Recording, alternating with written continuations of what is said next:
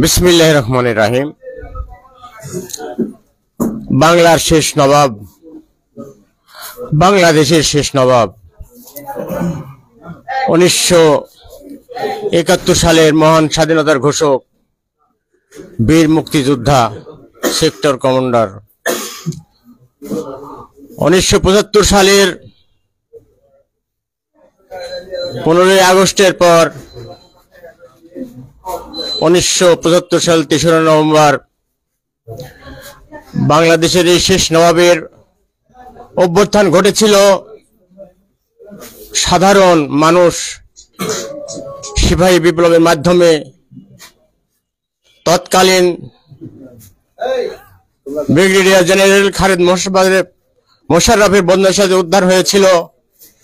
সেই ক্ষণজন্মা পুরুষ 1936 সালে 19 জানুয়ারি বগুড়ার বাগবাড়ি জন্মগ্রহণ করেছিল শহীদ প্রেসিডেন্ট জিয়াউর রহমান।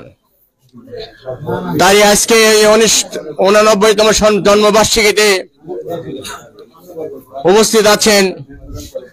আজকের এই অনুষ্ঠানের এই আলোচনা মিলাদ মাহফিলের সম্মানিত প্রধান অতিথি, বিশেষ অতিথি, বাংলাদেশ জাতীয়তাবাদী দলের ছাত্র দল, মূল দল, যুব দল, স্বেচ্ছাসেবক দল, কৃষক দল, শ্রমিক দলের সম্মানিত সকল সদস্যবৃন্দ, সকলের প্রতি রইল আমার পক্ষ থেকে, আমার দলের পক্ষ থেকে আন্তরিক অভিনন্দন, শুভেচ্ছা, সালাম। আসসালামু আলাইকুম। আজকে আমরা যে মহান নেতার জন্মদিনে জন্মবার্ষিকী উদযাপন করার জন্য এখানে উপস্থিত হয়েছি, সেই ক্ষণজন্মা পুরুষের যদি জন্ম না হতো, বাংলার মানুষ স্বাধীনভাবে মুক্তভাবে কথা বলতে পারে না।